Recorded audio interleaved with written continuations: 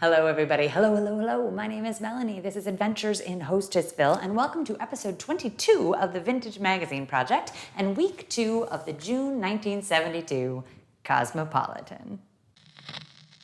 Ba-da-bum, ba-dum-bum, bum, ba-da-da-da-dum, ba-da-da-da-da-da-da-da-da-da-da-da-da. Okay, so I gotta be honest, there aren't a lot of activities in this Cosmo. There aren't any chores or crafts or anything like that. There's mostly articles on, how to wash your hair or choose a vet or get tested for venereal disease. So that means I can't be as choosy as I might about which activities I do. The article we're gonna look at is how to turn him on while you take it off. This is about how to do a striptease for your man. I'm gonna go ahead and change it and say how to turn them on while you take it off because it might not be a man. I don't understand what's happening with this lady in this article. First off, what is this that she's wearing? How does this piece of clothing work and open?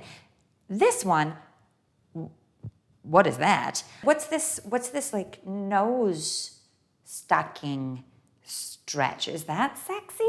And the final step here where she's down to her birthday suit here. Is it sexy to just throw your wig over your knee?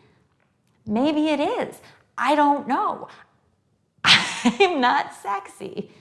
So one of the steps they give you says, men hate pantyhose, so substitute black stockings and garters. I don't have those things. I do have a very sizable collection of tights. So I went through to see which might be the sexiest. I've got these like sparkly silver ones. And then I've got these ones with the Christmas robins on them, which are probably pretty sexy, but it's 97 degrees outside and I don't have AC and these are lined with fleece. So step 1 down, silver tights it is. Wear accessories until the very end. It's excitingly bawdy to be naked except for a scarf or a necklace. Apparently, my version of sexy is Republican politician's wife from the 1960s.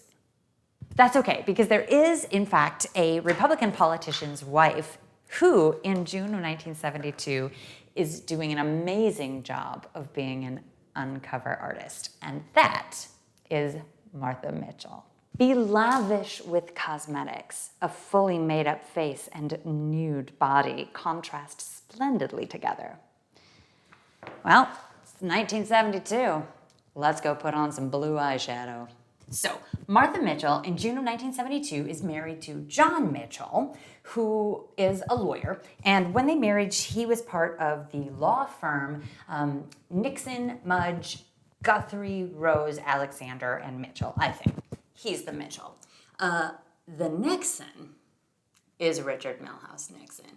That's what he's doing in between being vice president for Eisenhower through the pesky Kennedy and Johnson years before he gets his chance to be president. And when he does get that chance, he brings Mitchell with him and makes him attorney general. And then he resigns in his second term to head up the committee for the re-election of the president, which comes to be known by the acronym CREEP. And Martha is a staunch Nixon supporter. She's a staunch Republican. She's in her early 50s. She's this sort of goofy Southern belle with this big blonde hair. She's a lot of fun. She's on talk shows all the time. She's on Dick Cavett. She's on Laugh-In. At one point, she's on the cover of Time magazine. Like, people know who she is. And she's kind of known for sort of eavesdropping on her husband's secret conversations and reading his secret documents and then having a couple drinks and calling the press. And she actually gets the nickname the Mouth of the South. She's from Arkansas and she's got this pretty thick accent. And she's super conservative, super Republican, but pretty likable about it. And she's just the other half of this Washington Republican team. By the way, they live in the Watergate complex. But in June 1972, they're not there because they have to go to California. John's got some fundraising he has to do, and she comes along because she's a good time at these fundraising parties. So while they're in California, John gets a message. 5 burglars were caught in the Democratic National Committee headquarters at the Watergate Hotel. He has to run back immediately to Washington to make a statement. And he grabs some security guys and he says, "Don't let Martha know. High heels make legs look longer, so don't slip off your shoes until later in the act." So John Mitchell goes back to DC and he makes this statement saying, this break-in has nothing to do with the committee to re-elect the president. We do recognize the name of one of these burglars. There's a guy named James McCord, and he said at one point, his company set up a security system for us at our headquarters, but that's we don't know him. And the reason he doesn't want Martha to know is because they do know James McCord. When Mitchell stopped being Attorney General, they lost their FBI security, and so he had hired just different people at various times to be security and, drive his daughter to school and stuff like that. And at one point it had been this guy, James McCord. She also knows that he's the head of security for the committee to re-elect the president. And he knows if she hears that, she's gonna start bumping her gums. So he's got this new security guy, an ex-FBI guy named Steve King, and he has been told, do not let Martha see the newspapers, don't let her hear this news, and if she does, don't let her contact the press about it. Monday, she sees the paper, she reads this thing, and she's like, we know this guy. So she calls her husband, and she's like, what's going on? Why are you throwing him under the bus, basically? Who are you protecting? She's not dumb. She is already starting to put this together. So he says to her, oh, honey, it's fine. This isn't a big deal. The Democrats are trying to make it a big deal, but it's really not even a thing. And she keeps calling back, and he stops answering the phone. So she ultimately tells her husband's aide, okay, this is the message I want you to give John. You tell him that if he does not get out of politics, I am leaving him. And my next call is to the press to tell them I just said that. She calls her favorite reporter, this woman named Helen Thomas. So she tells Helen, I feel like there are these dirty dealings going on, and I told my husband this, that, and the other thing. And then all of a sudden, Helen hears her say, get away from me. And then the line goes dead. And Helen tries calling back, and they say, oh, Mrs. Mitchell is indisposed.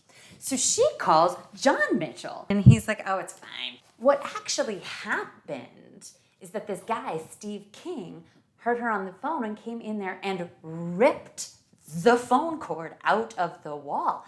So she goes running downstairs to try and make a call from down there, and he catches her and he grabs her and he throws her back into the room. There's some sort of altercation between them where she puts her hand through this plate glass door and gets all these cuts. Ultimately, they call a doctor. Now there are 4 people holding her down. They tell him, you know what, she's been drinking and she's out of control, and so tranquilize her. And the Nixon aides take full advantage of this, and they start spinning the fact that Martha Mitchell is this crazy alcoholic. Don't listen to anything she says. These are kind of sexy, huh? So step 5 says, literally let your hair down. Neatly pinned up hair just isn't wanton enough. But this girl is wearing a wig, so I'm gonna go for a wig as well. So obviously it turns out, of course, that Martha is right, and there are dirty dealings, and it goes way high up, and their marriage doesn't last. He ultimately leaves her and takes their daughter, Marty, with him. Her reputation's sort of been shot. She's still on some shows and stuff, but not really. No one really sticks by her. John doesn't pay her alimony, so she doesn't have any money because she doesn't have a job of her own. She has a son from a previous marriage, and that's kind of her support system. She gets bone marrow cancer and she dies in, I think, 1975. But Nixon's still not done causing misery for her, because in 1977, he gives his famous interview with David Frost, and he says, in so many words, if there hadn't been for Martha, there would be no Watergate. No, Nixon, if you hadn't arranged for the wiretapping and burglary, there wouldn't have been a Watergate. Ugh. And then he doubles down on his grossness and throws shade at John for not keeping his wife in check. He says, you know, if John had been minding the store back at home, this never would have happened. Richard Nixon's not my favorite president. Oh, and speaking of presidents, Steve King, the guy that was the security guard that kept her kidnapped in her room, he became the ambassador to the Czech Republic in the Trump administration. But she is still remembered because there is something known in like psychiatric circles as the Martha Mitchell effect. And what that is for people who are sort of paranoid and have delusions, sometimes those delusions turn out to be right. And that is called the Martha Mitchell effect. Okay, well, let me tell you, I'm feeling real sexy. Step 7.